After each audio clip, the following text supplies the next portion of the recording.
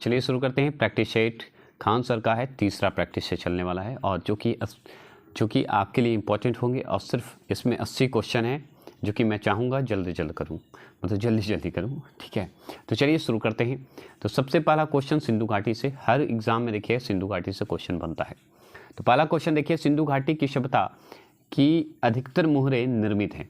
तो कैसे निर्मित है बता सकते हैं। सिंधु घाटी की सभ्यता की अधिकतर मुहरें आपको याद रखिएगा प्राचीनत वस्तु कहते हैं, जो कि ऑप्शन नंबर बी दिख रहा होगा आपको, है ना। तो ये ऑप्शन नंबर नहीं है क्योंकि ये होगा नहीं, क्योंकि फाइंस है, चर्चित है, लेकिन इसकी चर्चित कुछ नहीं है। ऑप्शन नंबर डी जो देखेंगे वो याद रखिएगा सेलखड़ी। तो सेलखड़ी जो लगाएंगे वो सही लगाएंगे। सिंधु घाटी की सभ्यता में अधिकतर मुहरे जो हैं सेलखड़ी के हैं। ऐसे तो सब चीज़ का मिलेगा, लेकिन सेलखड़ी ऑप्शन नंबर डी जो है इंपॉर्टेंट है, तो याद रखिएगा ऑप्शन नंबर डी जरूर लगाइएगा। ये कन्फ्यूजन के लिए मैंने टिक लगाया था, याद रखेंगे। चलिएगा दूसरा प्रश्न को ध्यान रखिएगा, जैन धर्म के 23वें तीर्थंकर कौन थे। तो 24वें कौन है, महावीर जी हैं 24। तो 23वें कौन होंगे, पारसनाथ जी, याद रखिएगा, जो कि ऑप्शन नंबर सी है। ऋषभदेव 1 ही थे, तो याद रखिएगा। मल्लिका नाथ की बात करेंगे तो इनकी चर्चा उतनी नहीं है, तो याद रखिएगा यही 3 थे, जिसमें से पारसनाथ जो हैं 23वें हैं। चलिएगा तीसरे प्रश्न की बात करते हैं। तो भारत का विश्वकर्मा निम्न में से किसे कहा जाता है। तो भारत का विश्वकर्मा अगर आपसे पूछा जाए तो किसे बताइएगा। तो भारत के विश्वकर्मा की बात करें तो सरदार पटेल को माना जाता है, क्योंकि एकदम लोहे की तरह खड़े रहते थे सरदार पटेल जी का। तो ऑप्शन नंबर बी। तो भारत का विश्वकर्मा अगर बोला जाए, स्तंभ बोला जाए, तो सरदार पटेल को बोलेंगे, याद रखिएगा, क्योंकि एक विशाल जर्मनी का एकीकरण में और शक्तिशाली जर्मनी साम्राज्य के स्थापित करने में ये महत्वपूर्ण भूमिका निभाए थे। कौन, सरदार जी, जर्मनी में, याद रखिएगा। चौथे प्रश्न की बात करेंगे, नील की खेती से संबंधित आंदोलन कौन सा है। तो हम जानते हैं नील की खेती से एक ही है जो कि 1917 में हुआ था, जिसमें महात्मा गांधी का प्रथम माना जाता है, जो कि बिहार से संबंधित है, वो भी चंपारण सत्याग्रह, जो कि ऑप्शन नंबर डी जो लगाएंगे वो याद रखिएगा, नील की खेती से है। 3 कठिया प्रणाली भी कहा जाता है इसे।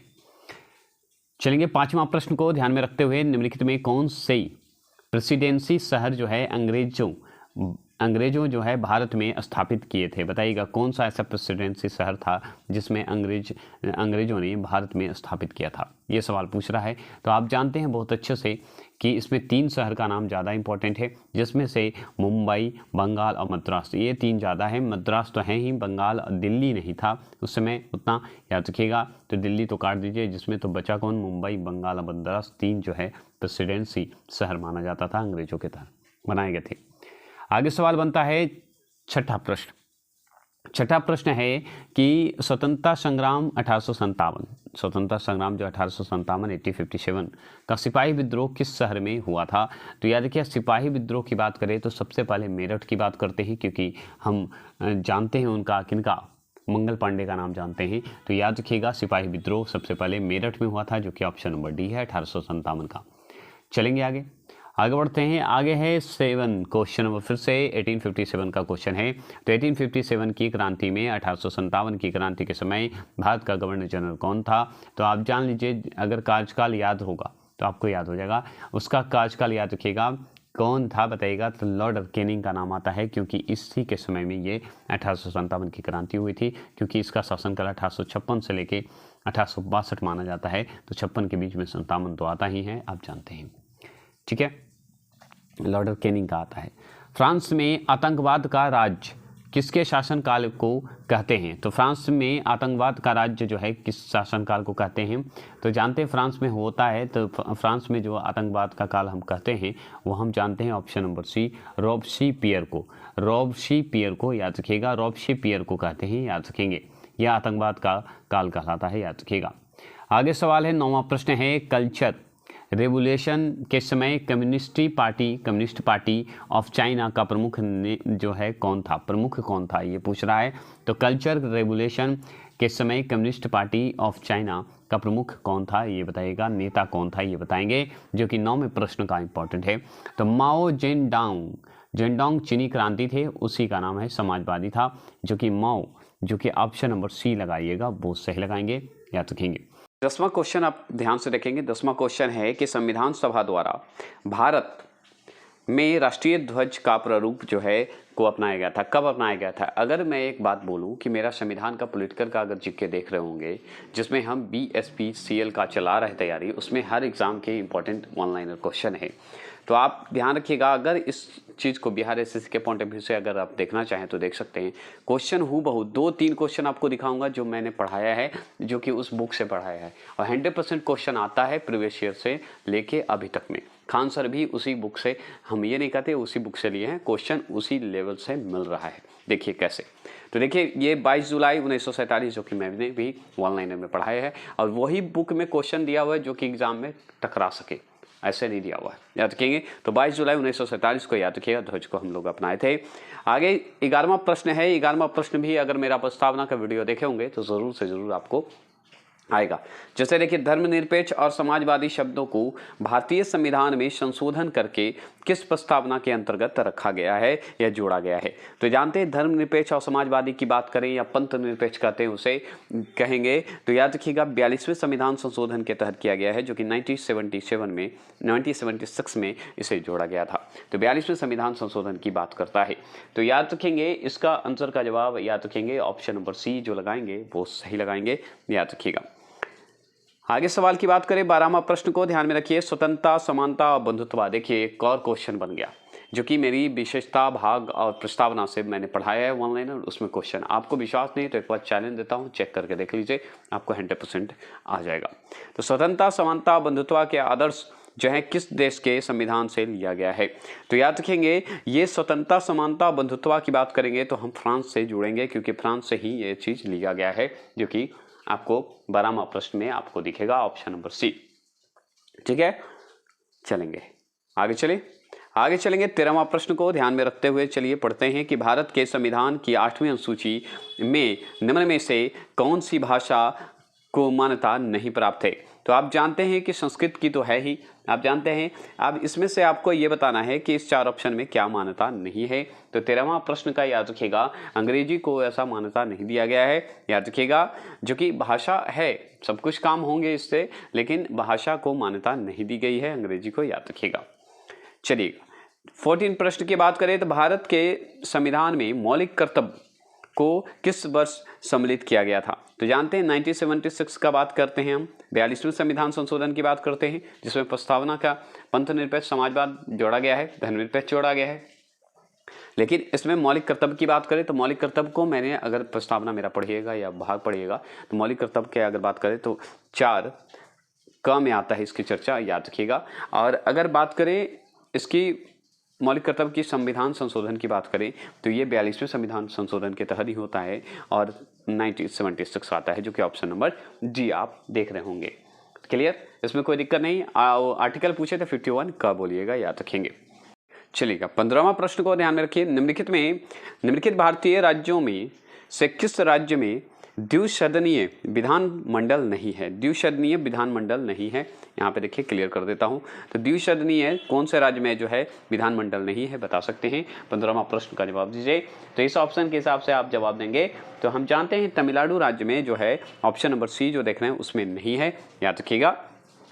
बता दूं कि 6 राज्यों में विधान जो द्विसदनीय विधानसभा है, याद रखिएगा 6 राज्यों में, जिसमें कर्नाटक, महाराष्ट्र और उत्तर प्रदेश तो आप देख ही रहे हैं इसमें है ही, और भी मैं बता देता हूं जिसमें आंध्र प्रदेश, तेलंगाना आपका आ जाएगा, और बिहार भी आपका द्विसदनीय में आ जाएगा, याद रखेंगे। लेकिन तमिलनाडु आपका नहीं आएगा, 6 में है, और जितने भी आएंगे ऑप्शन में वो नहीं है, याद रखिएगा। तो 6 आपको मैंने बता दिया, जिसमें 3 तो आपके पास है, बिहार, आंध्र प्रदेश और तेलंगाना, 3 एक्स्ट्रा, याद रखिएगा। आगे चलेंगे 16वां प्रश्न है, राज्यसभा के अधिकतम सदस्य संख्या क्या है? तो राज्यसभा के अगर पूछ दे कि अधिकतम संख्या की बात करें तो हम जानते हैं 250 मानते हैं। क्या ये सही आंसर है, बता सकते हैं? तो हाँ, याद रखिएगा 250 है, याद रखेंगे। और राज्यसभा का ही जो है 6 वर्ष का आजकल माना जाता है, याद रखिएगा। और इसकी अगर राज्यसभा में जुड़ना है तो 30 वर्ष होना आवश्यक है। देखिए पंचायत से सवाल बनता ही है, मैं बार बार बोल रहा हूँ, कोई भी एग्जाम में तैयारी कर रहे हो तो उसके लिए। अब बिहार SSC का कर रहे हैं तो पक्का पढ़ के जाएंगे। देखिए 17वां प्रश्न है, पंचायती राज व्यवस्था कब संवैधानिक बन गई? बताइएगा, पंचायती राज व्यवस्था जो है कब संवैधानिक रूप से बन गया है, ये बता सकते हैं। तो हम जानते हैं पंचायती राज व्यवस्था जो है संवैधानिक रूप से हम अपना लिए थे, याद रखिएगा 1992 और 1993 माना जाता है। तो दोनों माना जाता है, लेकिन इसमें हमको क्लियर करना होगा आपको कि क्या होगा। तो देखिए, पंचायती राज की बात करेंगे, संवैधानिक दर्जा की बात करेंगे तो 1992 में हो गया था, याद रखिएगा। तो 1992 माना जाता है। और संपूर्ण रूप से अगर जोड़ा जाए, नगर पंचायत और नगर पालिका जोड़ा जाए तो हमारा 1993 कहीं कहीं दे देता है, लेकिन ज़्यादातर हम 1992 को मानते हैं। 73वीं संविधान संशोधन 1992 मानते हैं। अगर 1992 ना हो तो 1993 टिक लगा के आगे बढ़ सकते हैं, ये ध्यान रखिएगा। चलिएगा, आगे सवाल बनता है कि राष्ट्रीय मानवाधिकार आयोग भारत में कब स्थापित हुआ था? तो राष्ट्रीय मानवाधिकार की बात करें तो हम जानते हैं कि ये इंपॉर्टेंट है। तो मानवाधिकार की अगर बात करें तो बताइएगा क्या होगा। तो 18वां प्रश्न की बात करें तो याद किया, राष्ट्रीय मानवाधिकार की अगर बात करें तो भारत सरकार द्वारा जो है ना 1993 देख रहे हैं, यही जो है इसी समय हुआ था, याद रखेंगे। तो हम हमेशा याद रखिएगा, ठीक है। आगे बढ़ेंगे, नेक्स्ट क्वेश्चन की बात और बढ़ेंगे। इसमें ज़्यादा डिटेल की आवश्यकता नहीं थी, थोड़ा सा क्वेश्चन जो है टेढ़ा हो गया है, थोड़ा सा इसे मैं अगला पीडीएफ में अच्छे से सुधार करूंगा, अभी देख लीजिए, है ना। 19वां प्रश्न की बात करें, सुरक्षित पेयजल अधिनियम के अनुसार, सुरक्षित पेयजल अधिनियम के अनुसार सार्वजनिक जल आपूर्ति प्रणाली की बुनियादी परिभाषा है कोई भी जल प्रणाली है जो मानव खपत के लिए पानी की आपूर्ति इनके लिए करती है। तो इसमें से कौन सा आंसर होगा आपको बता देना है। तो आप जानते हैं, इसमें अगर देखा जाए तो इस जो ऑप्शन नंबर देख रहे हैं, 15 सेवा कनेक्शन या 25 आदमियों को वर्ष में 60 दिन से अधिक जो जुड़ाव है उसे देने की आवश्यकता है, तो यही पेयजल से संबंधित है। तो ये ऑप्शन नंबर डी जो लगाएंगे वही सही होगा और कोई सही नहीं है, याद रखिएगा। 15 सेवा कनेक्शन 25 आदमियों को वर्ष में 60 दिन से अधिक देना है, याद रखिएगा। चलिएगा, 20वां प्रश्न की बात करें, नेपच्यून के अलावा अन्य किस ग्रह को नीला ग्रह कहा जाता है? तो नेपच्यून के अलावा हम जानते हैं पृथ्वी हमारा नीला ग्रह माना जाता है, जो कि बहुत ही इंपॉर्टेंट है। तो हम नीला ग्रह कौन है? तो ऑप्शन नंबर याद रखिएगा, ए होगा आंसर इसका। 20वां प्रश्न का ऑप्शन नंबर ए, जो कि नीला है पृथ्वी। 29% तो पानी ही माना जाता है ऐसे समुद्र का, है ना। आगे चलेंगे, 21 क्वेश्चन नंबर है कि निम्नलिखित में से किसका सही मेल नहीं है? तो एक तरफ औद्योगिक क्षेत्र है और एक तरफ देश है, तो आपको बताना है कि कौन सा सही नहीं है। तो हम जानते हैं कि औद्योगिक की शुरुआत हमारे जो है इंग्लैंड शहर से हुआ था, इंग्लैंड के एक शहर से शुरू हुआ था। तो जो कि आपका इसमें आगे बताना है औद्योगिक क्षेत्र और देश। तो बताएंगे इसमें नहीं, मेल नहीं खाता है, वो कौन सा आंसर होगा ये बता दीजिएगा। तो हम बता देते हैं आपको कि याद रखिएगा 21 का आंसर का जवाब। तो याद रखिएगा, ओसाका जापान ये सही है, याद रखिएगा। लंकाशायरा यह भी ब्रिटेन में है, ये सही है। स्लेम जो है भारत में है, ये सही है। लेकिन बर्मिंघम जो है फ्रांस में है, ये गलत है, क्योंकि ये इसका जो है आपका गलत माना जाता है।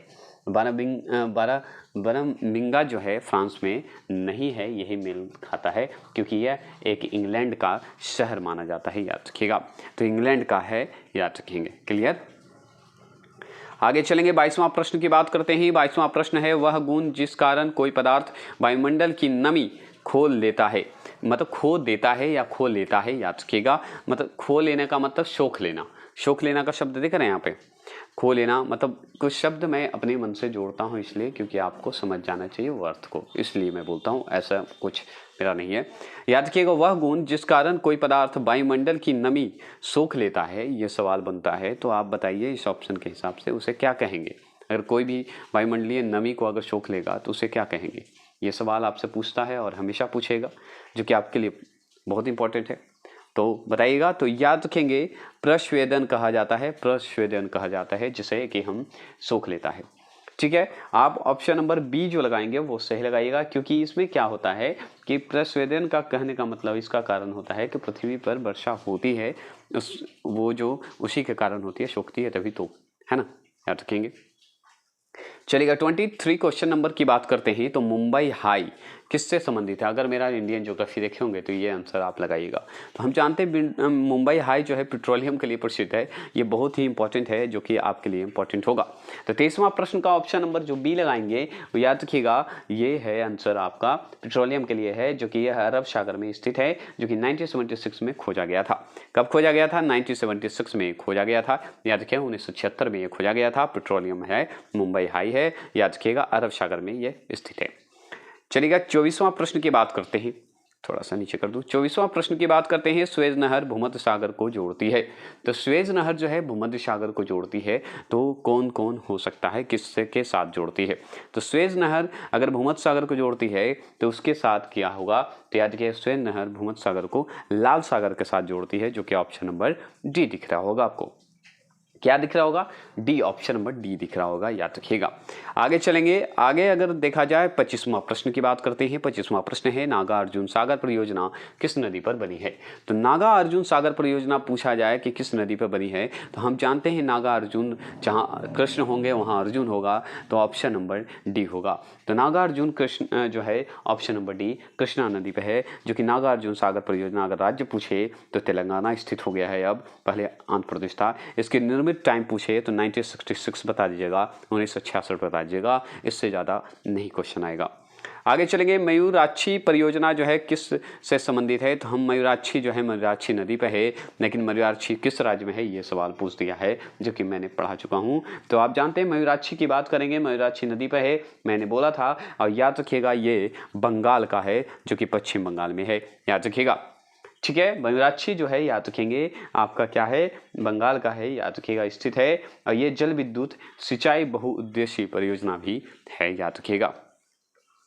चलेंगे 27 क्वेश्चन नंबर की बात करें। वनस्पति जो विषुवत रेखीय वनों से संबंधित नहीं है वो क्या है?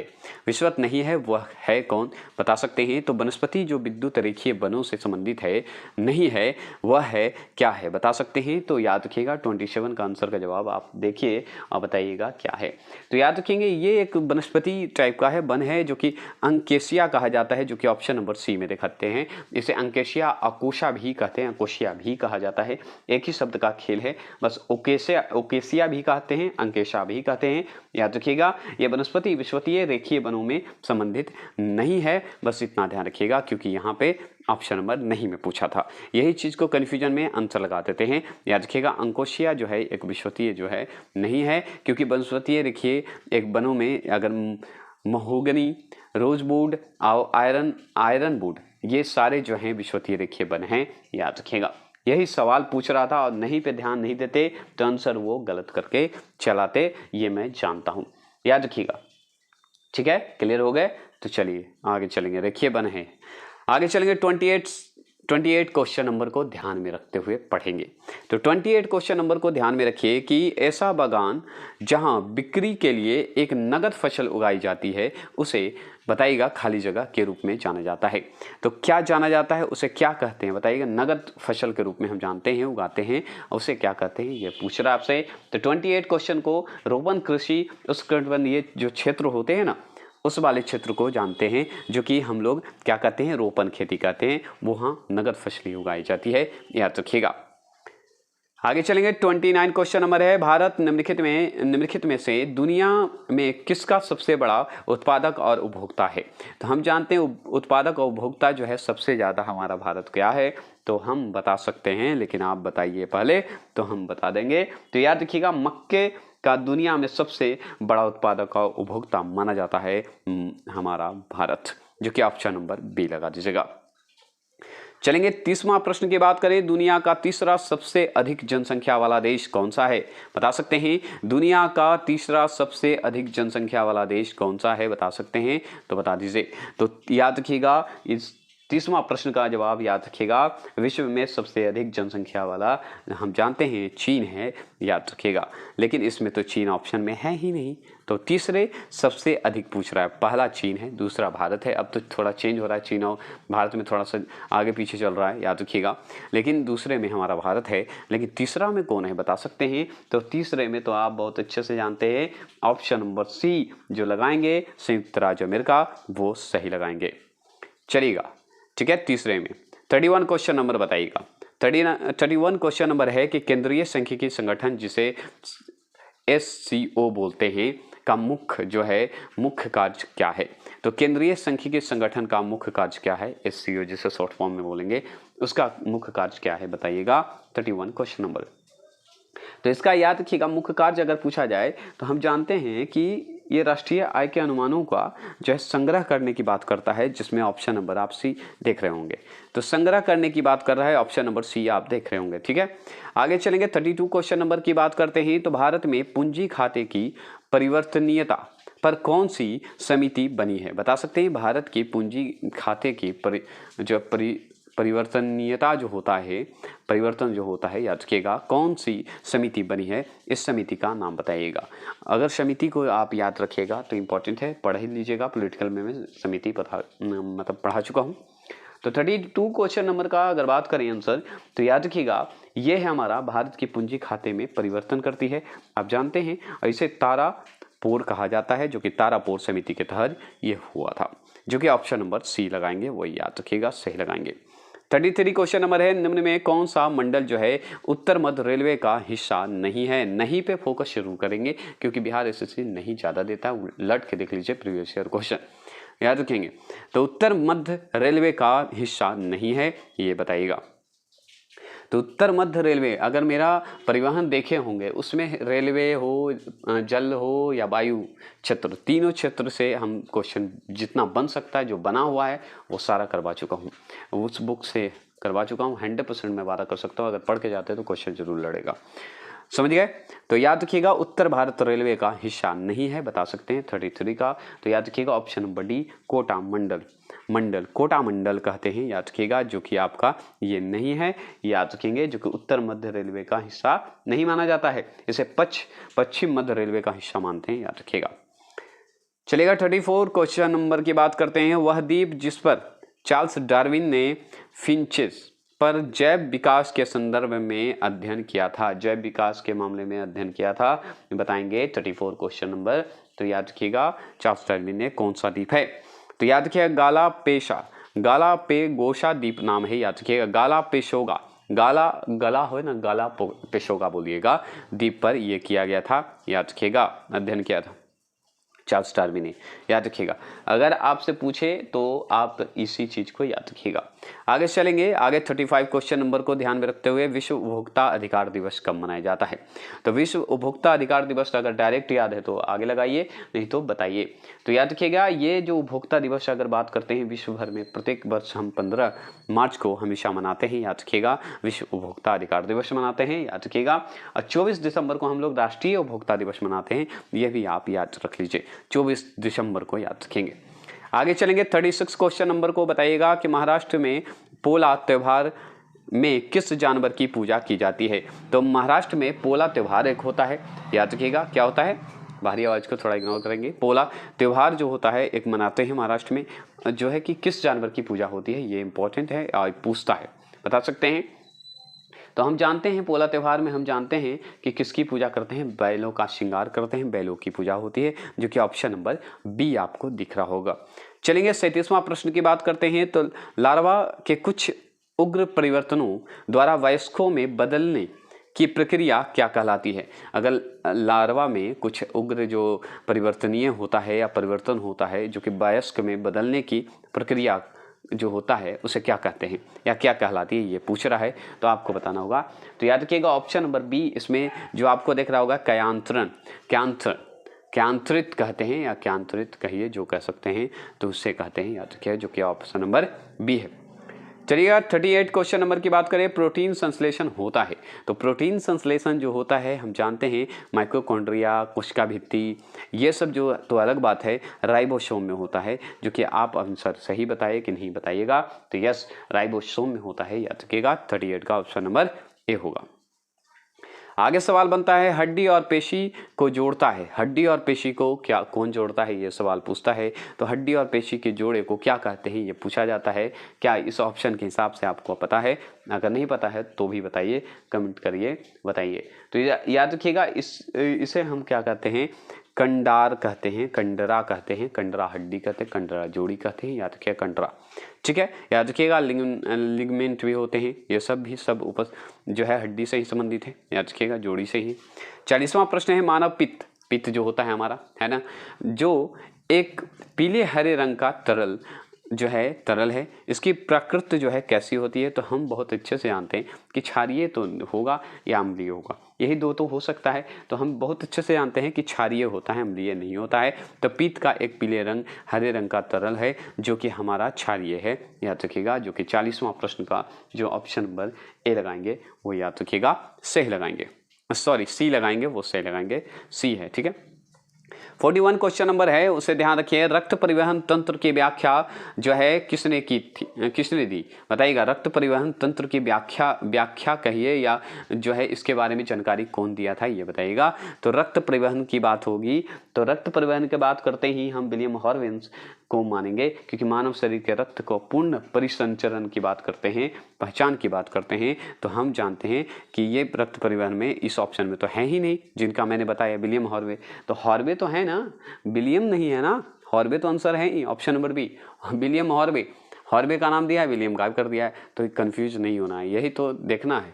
ठीक है, आगे चलेंगे। 42 क्वेश्चन नंबर है मानव खोपड़ी में मध्य जो होता है, मानव खोपड़ी के मध्य जो कान होते हैं, कान के अलावा कुछ हड्डियां होती है, तो कितनी हड्डियां होती है, कान के अलावा कुछ हड्डियां जो होती है कितनी होती है, बताइएगा। कान को छोड़ के बताएंगे, मध्य कान के अलावा बताइएगा, मध्य कान के अलावा बताएंगे। तो याद रखिएगा 42 का आंसर का जवाब आप अच्छे से जानते हैं, क्या होगा बताइएगा। तो याद रखिएगा इसे 2 भागों में बांटा जाता है मानव खोपड़ी को, लेकिन इसे बताइएगा क्या होगा, तो हम जानते हैं 22 संख्या होती है, याद रखिएगा।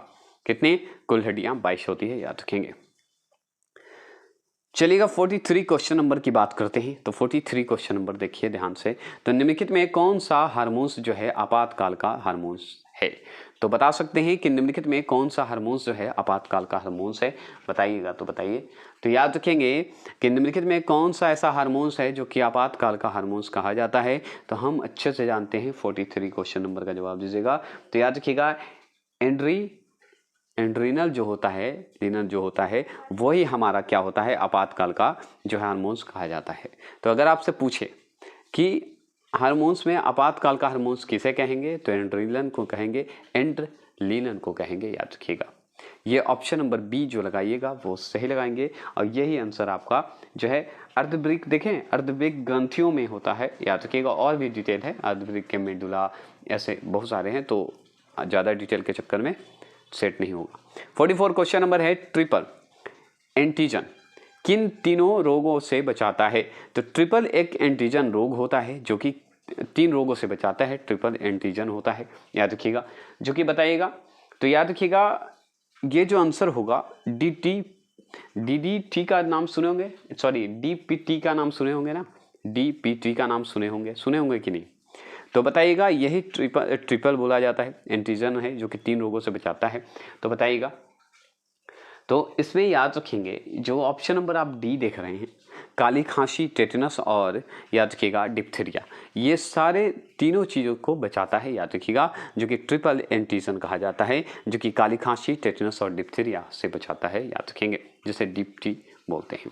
आगे चलेंगे 45 क्वेश्चन नंबर है, वह गैस जिसके कारण भोपाल गैस दुर्घटना हुई थी उस कौन सा गैस है, ये पूछता है। जैसे भोपाल गैस त्रस्ती हुआ था या घटना हुआ था, उस गैस में कौन सा गैस ऐसा छूटा था, तो याद रखिएगा ऑप्शन नंबर डी देख रहे हैं, मिथाइल आइसोसाइनाइड जो होता है, यही आपका सबसे इंपॉर्टेंट माना जाता है, जो कि ऑप्शन नंबर डी है। तो 45 का याद रखेंगे डी ऑप्शन नंबर है, याद रखेंगे।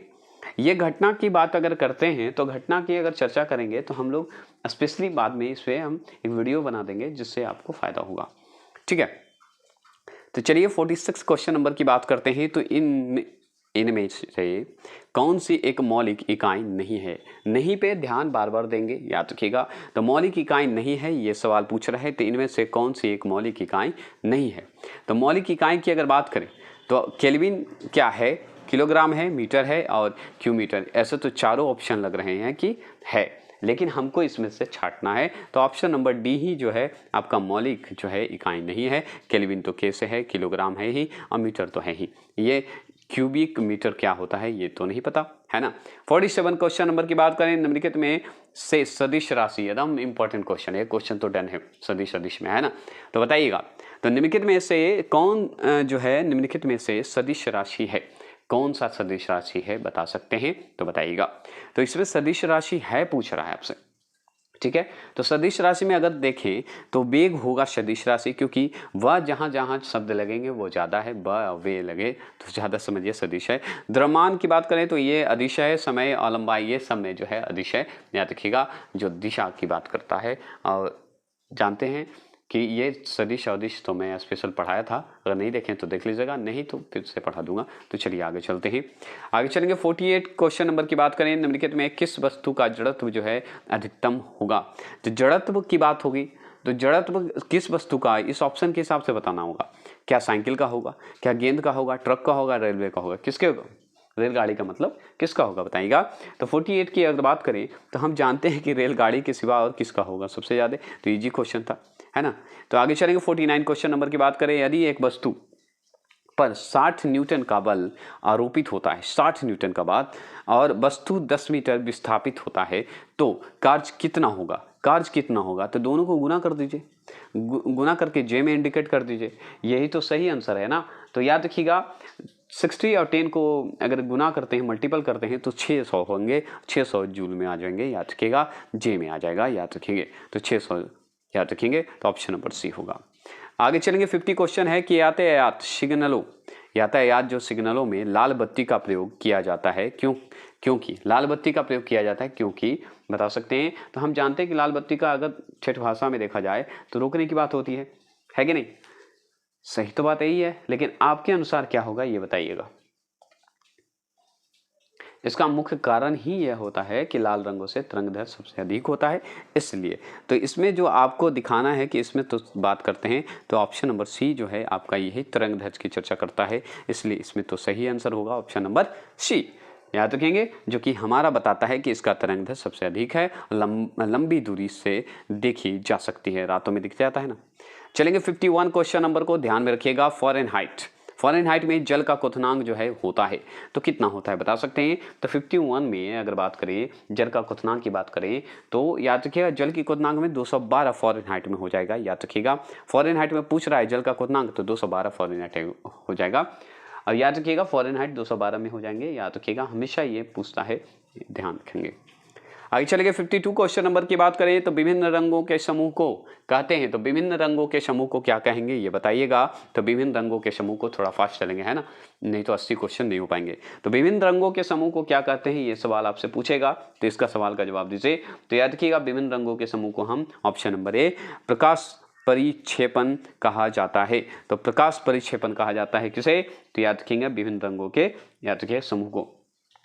यहाँ पे देखिएगा थोड़ा सा यहाँ पे कन्फ्यूजन कर दिया है, यहाँ पे आंसर जो है इसका रियल आंसर होना चाहिए ऑप्शन नंबर ए, क्योंकि रंगों के समूह को वर्ण पट्टी कहा जाता है, जो कि ऑप्शन नंबर ए इसमें बी लगा दिया है, जो कि गलत हो गया था, याद रखिएगा। तो ऑप्शन नंबर ए इसका एकदम सही आंसर होता है, क्योंकि रंगों के समूह को वर्ण पट्टी कहा जाता है, ये आंसर याद रखिएगा ऑप्शन नंबर ए, ठीक है। इसमें मिसप्रिंट हो गए थे, आंसर याद रखेंगे। प्रत्यावर्ती धारा की बात करें तो प्रत्यावर्ती धारा में अगर आपसे पूछे तो क्या जवाब दीजिएगा। तो याद रखिए 53 क्वेश्चन नंबर की बात करें तो प्रत्यावर्ती धारा की बात करेंगे तो याद रखिए प्रत्यावर्ती धारा में एक वैद्युत धारा जो समय समय पर जो है दिशा का उल्टी होता है, उल्टी मतलब उलट जाते हैं। तो इसमें आपको ऑप्शन में देखना होगा कि धारा तो ठीक है, धारा तो ठीक है, लेकिन यहाँ पे देखिए क्वेश्चन करना है धारा की दिशा और धारा का मान दोनों बदल देते हैं, मतलब उलट जाते हैं, मतलब बदल देते हैं, उल्टा या बदलना इस सेम ही हो जाता है, याद रखेंगे। चलेंगे 54 का क्वेश्चन की बात करें, पल्सर होते हैं तो पल्सर क्या होते हैं, पृथ्वी की ओर जा रहे तारे को कहते हैं पल्सर, बताइएगा। इसमें आंसर का जवाब दीजिएगा। तो इसमें याद रखिएगा पल्सर की बात करेंगे ना तो तेजी से घूमने वाले न्यूट्रॉन के तारे को कहते हैं हम लोग पल्सर, याद रखिए पल्सर, याद रखिए पल्सर गाड़ी याद न रखें, याद रखेंगे। कैथोड किरण ट्यूब किसका भाग है, कैथोड किरण जो होते हैं किसका भाग है ये पूछ रहा आपसे। तो कैथोड किरण की बात करेंगे हम लोग तो याद रखिए 55वां प्रश्न का ऑप्शन नंबर याद रखिएगा सी को मानते हैं, वैक्यूम ट्यूब को बोलते हैं, याद रखिएगा। तो वैक्यूम ट्यूब तो इसमें ऑप्शन है नहीं, तो कैथोड किरण जो है ट्यूब किसका भाग है ये भी सवाल आपसे पूछ रहा है। तो इस ऑप्शन में हम बता देंगे, क्या बता देंगे, याद रखिएगा option number C television set का होता है, जो कि हम वैक्यूम ट्यूब इसे कह सकते हैं, वैक्यूम क्या बोलते हैं, ट्यूब भी कहा जा सकता है, टेलीविज़न सेट कहा जाता है, याद रखिएगा, जो कि ऑप्शन नंबर सी सही है। किसका? 55 का। 56 की बात करते हैं तो 56 में ध्यान से पढ़ना होगा कि परमाणु के केंद्र के चारों ओर वृत्ताकार पथ में इलेक्ट्रॉन बिना ऊर्जा खोए घूमता है, बिना ऊर्जा खोए घूमता है, ठीक है, एनर्जी। यह किस वैज्ञानिक के द्वारा बताया गया है भाई? कौन ऐसे वैज्ञानिक हैं जो बता दिए हैं कि परमाणु के केंद्रकों के चारों ओर जो वृत्ताकार जो पथ होते हैं, इलेक्ट्रॉन होते हैं, बिना ऊर्जा खोए घूमते रहते हैं? तो ये बताने वाले व्यक्ति का नाम बताइए, वैज्ञानिक का नाम बताइए। तो याद रखिएगा 56 की बात करेंगे तो ऑप्शन नंबर डी, यह 1913 की बात है, ठीक है। कब की बात है? 1913 की बात है। और बोहर, नील बोहर बोला जाता है इनके, नील बोहर जी थे, याद रखिएगा, नील बोहर द्वारा ये किया गया था, 1913 में बताया गया था, याद रखिएगा। तो ये तो क्लियर हो गया। अब चलते हैं नेक्स्ट क्वेश्चन 57। इस क्वेश्चन में तो है ये ऐसे क्वेश्चन अपवाद में दे देते हैं, तो इस क्वेश्चन को आप ध्यान से रखिएगा और नहीं तो आगे बढ़ सकते हैं, क्योंकि इस समय ये हार्ड क्वेश्चन में माना जाता है। निम्न में कौन सा क्रम जो है सापेक्ष साइज को स्पष्ट दिखाता है? तो सापेक्ष साइज को अगर देखा जाए तो इसमें हम टिक ऐसे ही लगा देते हैं, क्योंकि इसमें बहुत लंबा है, आवर्त से संबंधित हो जाता है। तो याद रखिएगा option number A L1 Na K होता है, याद रखिएगा, ठीक है। इसे हम ऐसे ही समझ के आगे बढ़ जाएंगे, क्योंकि 57 का ऐसे क्वेश्चन बहुत कम पूछते हैं, याद रखेंगे, क्योंकि हर क्षेत्र का जरूरी नहीं कि सब साइंस से है ना। बिहार एसएससी में साइंस का एग्जाम होगा तो साइंस का पूछता है, याद रखिएगा। 58 क्वेश्चन नंबर है, सभी अम्लों का साझा तत्व है। तो सभी अम्लों का साझा तत्व कौन सा है बताइएगा? सभी अम्लों का जैसे नहीं होता कि पार्टनर सब दोस्त जो है एक साथ मिल जाते हैं, उसी तरह सभी अम्लों का साझा करता है तत्व कौन सा है, उससे बताइएगा। तो इसका आंसर आप बता सकते हैं। 58 क्वेश्चन नंबर का जवाब दीजिए फटाफट। तो हम जानते हैं हाइड्रोजन, याद रखिएगा, यही जो है सबके साथ साझा कर लेता है, याद रखेंगे। आगे चलेंगे 59 क्वेश्चन नंबर को ध्यान में रखिएगा। सोना वाला नहीं, सोने और मोलिबेडनम सतह पर NH3 का अपघटन अभिक्रिया के लिए एक उदाहरण है। तो क्या उदाहरण है ये बता सकते हैं? 59 का आंसर का जवाब दीजिए। तो यह एक तरह से उत्प्रेरक सतह माना जाता है, याद रखिएगा। दोनों के ये जो दोनों है ना, उसी को उत्प्रेरक सतह भी कह सकते हैं, याद रखिएगा। तो इसमें कौन से श्रेणी में आएगा या कौन से अभिक्रिया का एक उदाहरण माना जाएगा, बता सकते हैं इस ऑप्शन के हिसाब से। तो हम बहुत अच्छे से जानते हैं कि इसका अगर बात करें हम लोग, तो एक तरह से ये माना जाता है कि शून्य क्रम का होता है, एकदम शून्य होता है, इसमें कोई ऐसा नहीं होता। 60 क्वेश्चन की बात करते हैं तो ग्लूकोज का ऑक्सीकरण है। तो ग्लूकोज का ऑक्सीकरण की बात करते हैं ना, तो ग्लूकोज का ऑक्सीकरण कहिए या श्वसन कार्य का ऑक्सीकरण कहिए, ये गर्मी की ऊर्जाओं में एक विशाल मात्रा में उत्पन्न होता है, हम जानते हैं। लेकिन इसमें क्या होगा ये आपसे पूछा जा रहा है। तो इसमें याद रखिएगा उष्माक्षेपी प्रक्रम होंगे, उष्माशोपी नहीं होंगे, शोपी नहीं होंगे, शोषी नहीं होंगे, शोषण की बात नहीं होगी, शोषी की बात नहीं होगी, ये उष्माक्षेपी की प्रक्रम की बात होगी, याद रखिएगा। चलेंगे 61 क्वेश्चन नंबर है, रासायनिक परिवर्तन के साथ होते हैं। तो रासायनिक परिवर्तन के साथ क्या होते हैं ये सवाल पूछेगा 61 का। तो रासायनिक परिवर्तन के साथ होते हैं, याद रखिएगा, ऑप्शन नंबर जो आपको यहाँ पे डी दिख रहा है वो सही होगा। क्यों? क्योंकि नए प्रकार के पदार्थ का निर्माण करता है, निकाय एंथैल्पी में परिवर्तन करता है, पदार्थ के रासायनिक गुणों में परिवर्तन करता है, ये तीनों सही है, याद रखेंगे।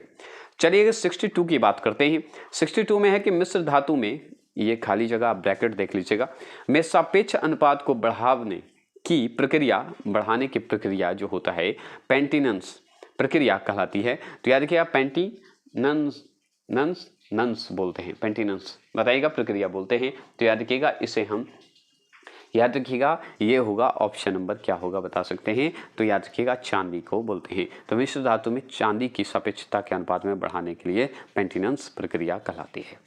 आगे चलेंगे 63 की बात करते हैं। 63 में है परमाणु ऊर्जा पैदा करने के लिए किस खनिज का उपयोग किया जाता है। तो परमाणु ऊर्जा पैदा करने के लिए किस खनिज का उपयोग करेंगे बता सकते हैं? तो हम जानते हैं बहुत अच्छे से कि ये ऑप्शन नंबर सी होगा, यूरेनियम का इस्तेमाल करते हैं।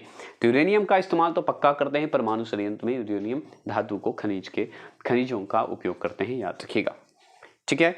आगे चलेंगे 64 क्वेश्चन नंबर है कि मानव शरीर में निम्न में क्या ल्यूकेमिया से प्रभावित होता है। तो ल्यूकेमिया से प्रभावित होने वाला जो है बताइएगा क्या होगा? रक्त होगा, नेत्र होगा, या आप बताइएगा फुसफुस होते हैं, क्या होते हैं बताइएगा। तो आप जानते हैं ल्यूकेमिया से आपके रक्त और अस्थि मज्जा में पाए जाने वाले जो वाला एक प्रकार का कैंसर होता है, आप जानते हैं, जो कि हमारा रक्त और हमारा क्या है, क्या मैंने बोला अभी बताइए, अस्थि मज्जा को प्रभावित करता है। तो रक्त और अस्थि मज्जा दोनों में से कोई आ जाएगा तो ये आंसर हो जाएगा ऑप्शन नंबर ए।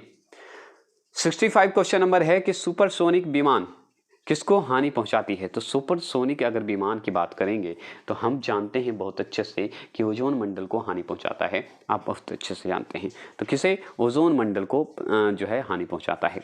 आप जानते हैं कि ये जो है हमारा वायुमंडल में परतों में पाई जाती है, जैसे क्षोभ मंडल हो गया, आपका आयन मंडल हो गया, बहमंडल हो गया, ओजोन मंडल हो गया, ये सब हो गया।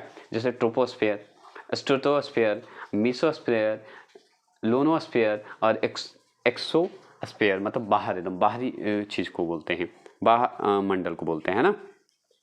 66 क्वेश्चन की बात करें, एक खाद्य श्रृंखला के कुछ ही चरण होते हैं, क्योंकि हर चरण में ऊर्जा जो है क्या होती है, घटती है या बढ़ती है, या पहले घटेगी फिर बढ़ेगी, क्या होगा बताइएगा। तो हम बहुत अच्छे से जानते हैं ऑप्शन नंबर ए, जो कि घटती है, इसलिए याद रखिएगा। 67 की बात करते हैं। 67 है बिहार की आर्थिक समृद्धि में विकास पर आधारित है। तो बिहार की आर्थिक समृद्धि जो है ना, हम बहुत अच्छे से जानते हैं कि ये कृषि पर ही है हमारा बिहार, याद रखेंगे तो इससे आगे बढ़ेंगे। 68 क्वेश्चन नंबर है, बिहार के अधिकांश भाग आच्छादित हैं। तो हम बता दें कि हमारा अगर बिहार का वीडियो देखे होंगे तो आप इस सब आंसर चुटकी में बना दीजिएगा, क्योंकि ये सारा मैं कर चुका हूँ। देखिए कछारी मिट्टी से है, बहुत ही ईजी मैंने करवाया था। बिहार के अधिकांश भाग आच्छादित कछारी मिट्टी से बने हुए हैं, याद रखेंगे। अब चलते हैं 69 क्वेश्चन नंबर की बात करते हैं। तो 69 क्वेश्चन अहमद है कि हाल ही में किस राज्य सरकार ने नमो शेतकरी महासम्मान योजना शुरू किया है। कौन राज्य सरकार है भाई कि नमो शेतकरी महासम्मान योजना शुरू किया है, किस राज्य ने शुरू किया है ये बताना है, या ये सवाल आपसे पूछेगा तो बताइएगा। 69 क्वेश्चन नंबर का जवाब देंगे। तो 69 क्वेश्चन नंबर का याद रखिएगा, महाराष्ट्र सरकार ने किया था, महाराष्ट्र राज्य सरकार ने किया था। 70 प्रश्न देखिए। 70वां प्रश्न है कि किस रेलवे जोन ने शहीदों के नाम पर ट्रेनों के इंजनों का नामकरण किया है, बताइएगा। नामकरण किया है वो कौन किया है बताइएगा। इस ऑप्शन के हिसाब से आपको जवाब देना है, 70 प्रश्न का जवाब देंगे और बहुत अच्छे से जवाब देना है। तो ऑप्शन नंबर सी आप देख रहे होंगे, उत्तर रेलवे जोन ने क्या जो है दिया था, उत्तर रेलवे जोन, याद रखेंगे उत्तर रेलवे। दो गो ऑप्शन में दोनों है और सी और ए दोनों एक ही हो गए हैं, याद रखिएगा। ये इसलिए हुआ था क्योंकि शहीद लोगों के लिए ये बनाया गया था, याद रखिएगा, ठीक है। 71 क्वेश्चन नंबर है कि केंद्रीय भारतीय भाषा संस्थान जो है शॉर्ट फॉर्म में बोलते हैं CIIL बोलते हैं, इनमें से किस भारतीय राज्य में स्थित है, बताइएगा। किस भारतीय राज्य में स्थित है, ये सवाल पूछ रहा है। केंद्रीय भारतीय भाषा संस्थान जो बना था वो किस राज्य में है, किस राज्य से संबंधित है, ये भी सवाल बनता है। तो बताएंगे क्या होगा। तो याद रखिएगा ऑप्शन नंबर सी आप देख रहे होंगे, कर्नाटक। कर्नाटक राज्य ने किया था, याद रखेंगे। तो ये सवाल आपका क्लियर हो गया। अब चलते हैं, जल्दी जल्दी ख़त्म करते हैं, ठीक है। देखिए जी का मान जो है गुरुत्वाकर्षण से जो संबंधित है, ये सवाल हमेशा सब में पूछता है और ये जरूर पूछेगा। तो याद रखिएगा जी गुरुत्वाकर्षण का मान जो है r है, त्रिज्या के मान के अनुसार बदलता है। किसी छात्र को जी का मान कहाँ पर न्यूनतम प्राप्त होगा ये बताइएगा। मतलब जी का जो गुरुत्वाकर्षण से संबंधित है जानते हैं, इसका मान जो है r मतलब त्रिज्या के मान के अनुसार बदलता है। किस छात्र को जी का मान जो है, जी का मान कहाँ पर न्यूनतम प्राप्त होगा बताइएगा। जी का मान अगर हमको प्राप्त करना है तो कहाँ पे करेंगे बता सकते हैं। तो याद रखिएगा इसका मान अगर बात करें तो याद रखिएगा भूमध्य रेखा पर होगा, मतलब विषुवत रेखा पर होगा। 73 क्वेश्चन नंबर की बात करें, इनमें से कौन सा सुधार आंदोलन वर्ष 1829 ईस्वी में लॉर्ड विलियम बेंटिंक के कार्यकाल के दौरान हुआ था। तो आप जानते हैं 1829 में लॉर्ड विलियम बेंटिंक ने उसका कार्यकाल था, जो कि ये इसमें आपको ऑप्शन के हिसाब से बता देना है कि क्या हुआ था, कौन सा कार्य हुआ था जो कि अच्छा भी माना जाता है, बताइएगा। बताएंगे 73 का क्वेश्चन का आंसर का जवाब देंगे। तो याद रखिएगा सती प्रथा को माना जाता है, याद रखिएगा, जो कि ऑप्शन नंबर ए है, याद रखेंगे, ठीक है। आगे चलेंगे 74 क्वेश्चन नंबर है, इनमें से किस खिलाड़ी ने ICC क्रिकेट विश्व कप 2019 में प्लेयर ऑफ द टूर्नामेंट का पुरस्कार जीता था। ये सब लोग बता सकते हैं क्योंकि खेल से संबंधित है, बताइएगा। तो याद रखेंगे इसमें न्यूजीलैंड के कप्तान, याद रखिएगा, केन विलियमसन का नाम आता है, जो कि ऑप्शन नंबर ए है, उसी को मतलब उन्हीं को मिला था, याद रखेंगे। 75 क्वेश्चन नंबर है कि भारत का पहला परमाणु विस्फोट स्थल पोखरण किस राज्य में स्थित है? पोखरण की बात करेंगे तो आप इस ऑप्शन के देखते ही आप बता सकते हैं कि कहाँ है, बता सकते हैं तो बता दीजिए। राजस्थान का नाम सुने होंगे, राजस्थान में था। ठीक है, 76 क्वेश्चन नंबर देखिएगा। 4 क्वेश्चन और हैं, बताएंगे। भारतीय लोगों के लिए अपेक्षाकृत अधिक स्वतंत्रता की मांग करने हेतु स्वराज पार्टी की स्थापना की गई थी। ठीक है, गया में स्वराज पार्टी का गठन कब किया गया? तो गया में एक अधिवेशन हुआ था जो कि 1922 में हुआ था, लेकिन इसमें ऑप्शन में तो 1922 नहीं है, तो एक आगे होगा, यही सवाल बनेगा। तो इसमें याद रखिए ज़्यादातर ऑप्शन 1922 होता तो ये सही हो जाता, लेकिन यहाँ पे आपको ऑप्शन के हिसाब से बताना है। तो आप जानते हैं स्वराज पार्टी के हिसाब से अब आपको जवाब देना होगा। तो स्वराज पार्टी का स्थापना कब हुआ, ये सवाल बताइए, है ना। ठीक है, यहाँ पे थोड़ा सा क्वेश्चन को अगर हटा दें इतना दूर, तो आप देख लीजिए स्वराज पार्टी की स्थापना कब हुई, यही ऑप्शन के हिसाब से आपको देना होगा, क्योंकि यहाँ पे थोड़ा सा मिसप्रिंट है। बताइएगा 76 का आंसर का जवाब देंगे तो याद रखिएगा ऑप्शन नंबर सी 1923 माना जाता है। याद रखिएगा 22 में गया में अधिवेशन हुआ था और 23 में माना जाता है।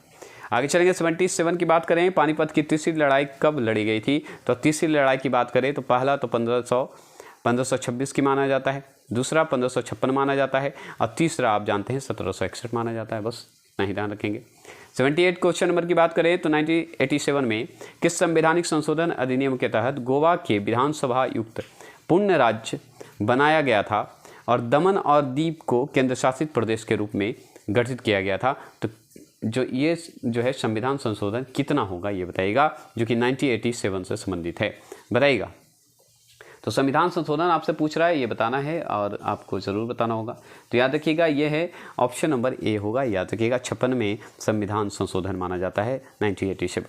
आगे चलेंगे 79 क्वेश्चन नंबर है कि 2020 में वैश्विक भुखमरी सूचांक ग्लोबल हैंगर इंडेक्स बोला जाता है, जो कि 2020 से क्वेश्चन है। इसमें बताइएगा भारत किस स्थान पर था? 20 के हिसाब से बताना है, ये स्टैटिक जीके में अब आ जाएगा, याद रखिएगा। ठीक है, तो याद रखेंगे ऑप्शन नंबर बी 94 याद रखेंगे। आगे चलेंगे 80 प्रश्न है और अंतिम प्रश्न है, ये ध्यान रखिएगा। तो 80 प्रश्न है कि अंतर्राष्ट्रीय साक्षरता दिवस कब मनाया जाता है? तो अंतर्राष्ट्रीय साक्षरता दिवस की बात करें तो हम बहुत अच्छे से जानते हैं कि इसका आंसर होगा ऑप्शन नंबर ए, याद रखिएगा 8 सितंबर। ठीक है, आज के लिए इतना ही रखते हैं, फिर कल मिलते हैं, बाय बाय।